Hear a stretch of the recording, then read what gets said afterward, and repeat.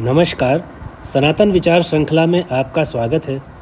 आज का वीडियो भगवान विष्णु की एक ऐसी भक्त के बारे में है जो भगवान विष्णु की बहुत बड़ी भक्त थी और उनका जन्म जो 4 स्त्रियों का जन्म समुद्र मंथन के समय हुआ था, उनमें से एक वे महिला भी थी।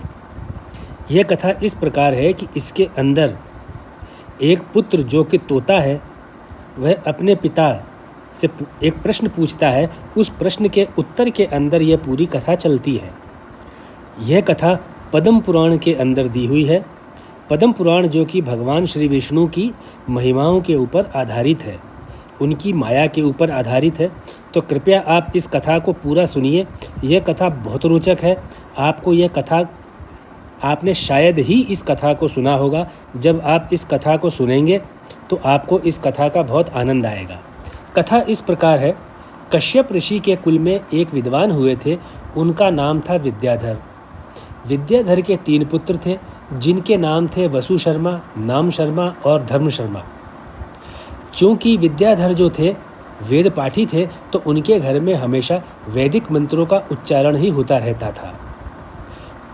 विद्याधर के दोनों बेटे वसु शर्मा और नाम शर्मा, इन दोनों भाइयों ने बहुत अच्छी शिक्षा प्राप्त कर ली और अपने अपने जीवन यापन के लिए अलग अलग स्थान पर चले गए। लेकिन जो विद्याधर के सबसे छोटे बेटे थे धर्म शर्मा, उनका मन पढ़ने लिखने में नहीं लगता था। एक बार धर्म शर्मा ने एक तोता पाल लिया। कुछ दिनों बाद उस तोते को बिल्ली खा गई। फिर आगे धर्म शर्मा अपने पूरे जीवन भर उसी तोते के बारे में सोचते रहे। क्योंकि धर्म शर्मा हमेशा तोते के बारे में ही सोचते रहते थे, इसलिए उनके सामने हमेशा तोते का चित्र घूमता रहता था। यही कारण था कि जब धर्म शर्मा की मृत्यु हुई तो उनको तोते की योनि में जन्म लिया। क्योंकि धर्म शर्मा के कान में वेद के मंत्र घुमा करते थे, इसलिए तोता बनने के बाद धर्म शर्मा को सारा वेद का ज्ञान रहा। जब तोते का जन्म धर्म शर्मा को मिलता है तो उस तोते का नाम कुंजल पड़ा। कुंजल तोते के 4 बेटे थे जिनका नाम था उज्ज्वल, समुंजल, विज्वल और कपिंजल। ये चारों बेटे अपने माता पिता के भक्त थे। जब इनको भूख लगती तभी वे दाना चुगने के लिए दूर दराज तक उड़कर जाते और अपना पेट भरते।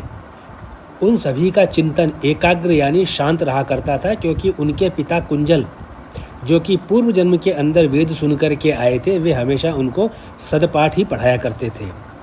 इसी कारण से कुंजल रोज़ शाम को अपने चारों बेटों को वेदों का ज्ञान सुनाया करते थे। एक दिन कुंजल ने शाम को अपने छोटे बेटे कपिंजल से पूछा, बेटा तुम जब दाना चुगने जाते हो तो कोई अजीब चीज़ देखी हो तो मुझे बताओ। कपिंजल ने कहा, पिताजी एक दिन जब मैं दाना चुगने गंगा के किनारे उड़ रहा था तो मैंने एक बहुत ही अजीब दृश्य देखा। मैंने यह देखा कि गंगा नदी में एक चट्टान पर एक कन्या बैठी थी। उसके बाल खुले हुए थे। उस कन्या ने सोने चांदी के जेवर पहने हुए थे। उसका रूप बड़ा ही दिव्य था, लेकिन उस कन्या को कोई बहुत भारी दुख था, क्योंकि वह फूट फूट कर रो रही थी। उसकी आंखों से जो आंसू गिरते थे वे मोती ही थे और गंगा जी में गिरते ही सुंदर सुंदर कमल के फूल बन जाते थे और नदी के बहाव में आगे निकल जाते थे।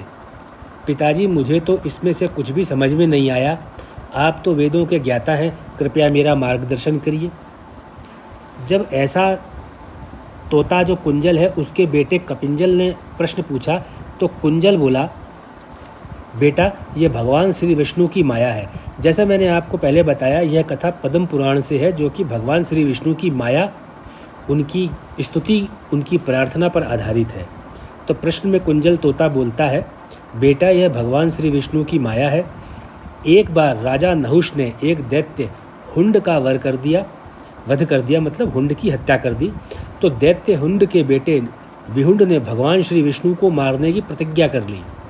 उसी विहुंड को मारने के लिए भगवान ने माया को एक आदेश दिया और एक रूपवती कन्या का रूप सामने आया। जब दैत्य विहुंड भगवान विष्णु से अपने पिता की मृत्यु का बदला लेने के लिए घूम रहा था तो अचानक विहुंड को वही रूपवती कन्या दिखाई दी। तो दैत्य विहुंड उस कन्या के रूप के प्रति आसक्त हो गया और दैत्य ने कन्या के सामने विवाह का प्रस्ताव रख दिया। इस पर जाकर के कन्या ने कहा, अगर वह मुझसे विवाह करना चाहता है तो पहले 7 करोड़ कमल के फूलों से भगवान शंकर की पूजा करे और उन्हीं कमल के फूलों की माला मेरे गले में डाले। यदि और ये याद रखना कि वे कमल के फूल कामोदा से उत्पन्न हुए हों। विहुंड ने कहा, ठीक है, मैं ऐसा ही करूँगा। और दैत्य विहुंड कामोदा से उत्पन्न होने वाले कमल के फूल खोजने चल पड़ा। बहुत दिन बीत गए, लेकिन उसे कामोदा नाम का पेड़ ही नहीं मिला। तो वो अपने गुरु शुक्राचार्य के पास गया। फिर शुक्राचार्य, जो दैत्यों के गुरु थे, उन्होंने दैत्य विहुंड को समझाया कि कामोदा किसी पेड़ का नाम नहीं है, एक स्त्री का नाम है।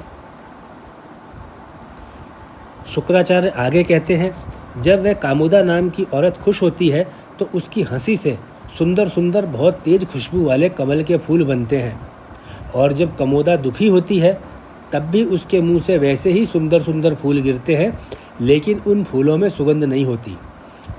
शुक्राचार्य ने बताया कि वह हरिद्वार में रहती है। यह कामोदा समुद्र मंथन में जो 4 कन्याएं प्रकट हुई थीं, उनमें लक्ष्मी, वारुणी और ज्येष्ठा के अलावा चौथी कन्या है। वह भविष्य में वृक्ष का रूप धारण करेगी और तुलसी का पौधा बनेगी। इस तरह की जानकारी पाकर दैत्य विहुंड हरिद्वार की तरफ चल पड़ा।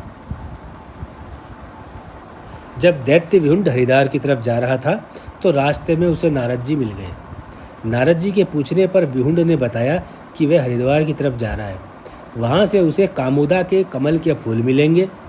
उन फूलों से वह भगवान शंकर की पूजा करेगा और फिर उन फूलों की माला बनाएगा, जिससे उसका विवाह एक बहुत ही सुंदर कन्या से होगा।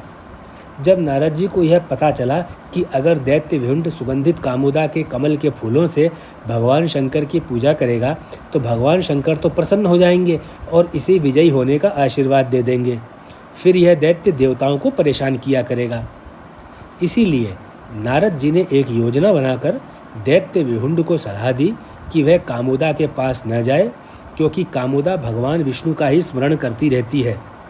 और नारद जी ने दैत्य विहुंड को भड़का दिया कि वह आखिर अपने शत्रु के भक्त के पास क्यों जाए। इसलिए दैत्य विहुंड वहीं गंगा के पास नारद जी के बताए स्थान पर बैठ गया और कामोदा के कमल फूलों का तैरकर उसके पास आने का इंतजार करने लगा। जब दैत्य विहुंड नारद जी द्वारा बताई गई जगह पर बैठ गया तो नारद जी तुरंत अंतर्ध्यान हो गए और उसी समय कामोदा के सामने प्रकट हुए और कामोदा से बोले कि महर्षि भृगु ने भगवान विष्णु को श्राप दे दिया है, इसलिए अब भगवान विष्णु को धरती पर अवतार लेना ही पड़ेगा। इतना सुनकर भगवान विष्णु का ही हमेशा ध्यान करने वाली कामोदा जोर जोर से रोने लगी। उसकी आँखों से इतनी तेजी से आंसू निकले और गंगा जल में गिरकर कमल के फूल बन गए। और क्योंकि कामोदा बड़ी ही तेजी से रो रही थी, इसलिए उसकी आंखों से आंसू भी तेजी से निकल रहे थे और गंगा में गिरते ही तेजी से कमल के फूल बनकर गंगा जी के बहने की दिशा में बहने लगे। वहीं पर दूर दैत्य विहुंड बैठा हुआ था। जब कमल के फूल दैत्य विहुंड की तरफ आने लगे तो दैत्य विहुंड ने कमल को बड़ी ही बेसब्री से जो इंतजार करते हुए उसको देख रहा था, क्योंकि उस समय दैत्य जो था उसका मस्तिष्क, उसका दिमाग 2 जगह चल रहा था। एक तो उसको उसी सुंदर कन्या से विवाह करना चाहता था जिसके कहने पर वह कमल के फूल लेने आया था। इसलिए दैत्य, जो उस समय केवल उस कन्या के सुंदर रूप के अंदर ही खोया हुआ था, वह कन्या का ही चिंतन कर रहा था। वह कन्या के साथ ही आने वाले समय को बिताने के बारे में कल्पना कर रहा था। उसका दिमाग इस तरफ था ही नहीं कि अचानक उसको खूब सारे कमल के फूल बहकर उसकी तरफ आते दिखाई दिए। तो वह यह भी भूल गया कि ये उसके खुशी के आंसू से निकलने वाले फूल हैं या दुख के आंसू से हैं। उसने केवल फूल को बटोरना शुरू कर दिया। क्योंकि दैत्य विहुंड का ध्यान 2 अलग अलग जगहों पर था, इसलिए उसने बिना फूलों की सुगंध का मालूम किए 7 करोड़ से भी ज़्यादा फूल इकट्ठे कर लिए और भगवान शंकर की पूजा करने लगा। क्योंकि ये सारे फूल कामोदा के रोने से बने थे, उनमें खुशबू नहीं थी। जैसे ही उसने भगवान शंकर की इन फूलों से प्रार्थना शुरू की, इस तो माता पार्वती को पता चल गया, उनको क्रोध आ गया कि यह दुष्ट दैत्य भगवान शंकर की इन फूलों से पूजा कर रहा है जो कि कामोदा के रोने से बने हैं।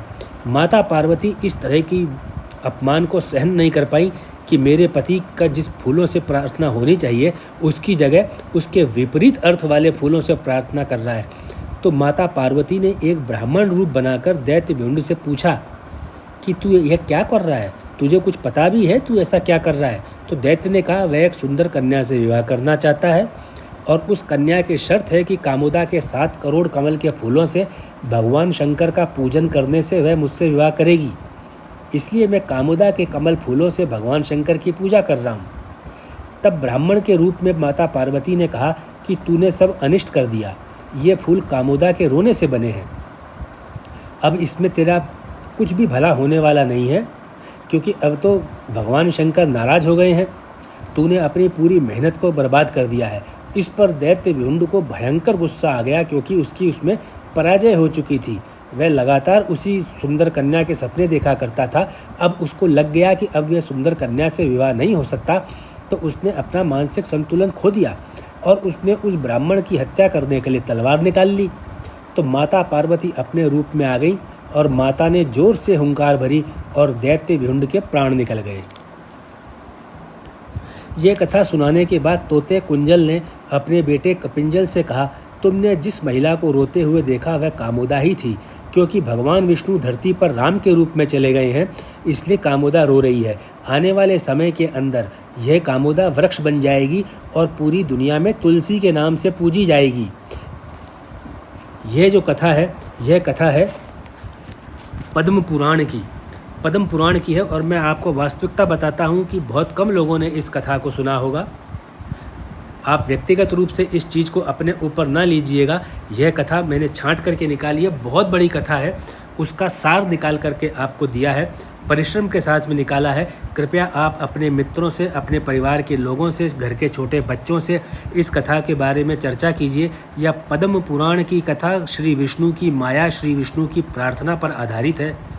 आप लोगों ने जो ये वीडियो देखा और जो आप मेरा वीडियो देखते हैं, मेरी आपसे प्रार्थना है कि अपने मित्रों को, रिश्तेदारों को, अपने साथ जो लोग काम करते हैं उनको, अगर आप छात्र छात्रा हैं, आपके साथ जो पढ़ते हैं उनको इस प्रकार का संदेश फैलाएं, क्योंकि जो हम काम करते हैं वह सनातन विचार के ऊपर काम करते हैं। पुराने ग्रंथों से हम ये कथाएं निकाल करके लेकर के आते हैं और आप स्वयं जो लोग मेरा वीडियो सुनते हैं वे मानते होंगे कि भाषा की मर्यादा जितनी मेरे वीडियो में है इतनी अमूमन देखने को नहीं मिलती। पूरे वीडियो के अंदर हमने कभी भी एक भी शब्द अमर्यादित कभी नहीं बोला है। आप चाहें कोई भी वीडियो को आप देख सकते हैं, सुन सकते हैं। मेरी आपसे प्रार्थना है कि आप इन वीडियो को अपने मित्रों के साथ, अपने जानकारों के साथ प्रसारित कीजिए, जिससे कि लोगों को भारतीय सनातन शास्त्र के बारे में, उसके विचार के बारे में श्रृंखलाबद्ध रूप से ज्ञान हो सके। आपने अपना बहुमूल्य समय का अंश इस वीडियो को देखने के लिए दिया, उसके लिए मैं आपका आभारी भी हूँ और आपको धन्यवाद भी देता हूँ।